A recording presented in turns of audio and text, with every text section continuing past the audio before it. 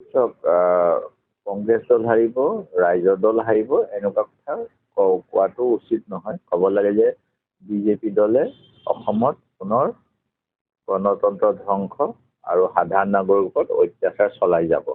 আৰু এই অত্যাচাৰ ৰোধ কৰিবলৈকে আমি সকলোৱে মিলি এটা প্ৰচেষ্টা লৈ আছোঁ আৰু সেই প্ৰচেষ্টা সফল হ'ম বুলি মই আশাবাদী।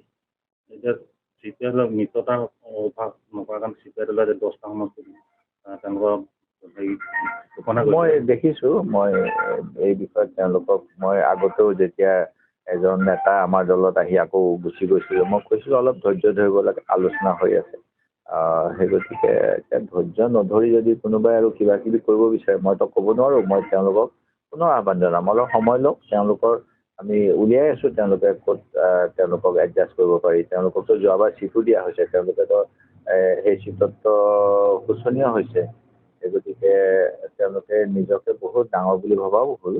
হয়, তেওঁলোকৰ ভিত্তি আছে, তেওঁলোকে প্ৰদৰ্শন কৰে বিভিন্ন জেগাত, তেওঁলোকে মেল মিটিং কৰে, সেইবিলাক কিন্তু অকল তেনেকৈও নহয়। তেওঁলোকে কিমান পঞ্চায়ত জিকিলে, কিমান খেলিলে, তেওঁলোকৰ সেইবিলাকতো কথা আহিব। তথাপিতো আমি বিৰোধী ঐক্যত সকলোকে একমোডেট কৰিবলৈ চেষ্টা কৰি আছোঁ। 31জনৰ ভিতৰত অখিল যদি কংগ্ৰেছ দলৰ মিত্ৰতা নকৰে, তেওঁলোকে নিজাববীয়াকৈ প্ৰাৰ্থী ঘোষণা দিব। এইটো তেখেতৰ নিজৰ কথা, মইতো ইয়াত আৰু ক'ব নোৱাৰোঁ। মই অনুৰোধহে কৰিব পাৰোঁ, যদি আৰু কোনোবাই বিজেপিক সহায় কৰিব বিচাৰে ভোট বিভাজন কৰি, মোৰতো কথা নাই। অখিল গগৈয়ে তেনেকুৱা নকৰিব বুলিয়ে মোৰ বিশ্বাস। মই গতিকে তেখেতে কৈছে যদিও মই ভাবোঁ পুনৰ বিবেচনা কৰিব। ৰাজনীতিত সদায় কিছু ধৈৰ্য্যৰ প্ৰয়োজন হয়।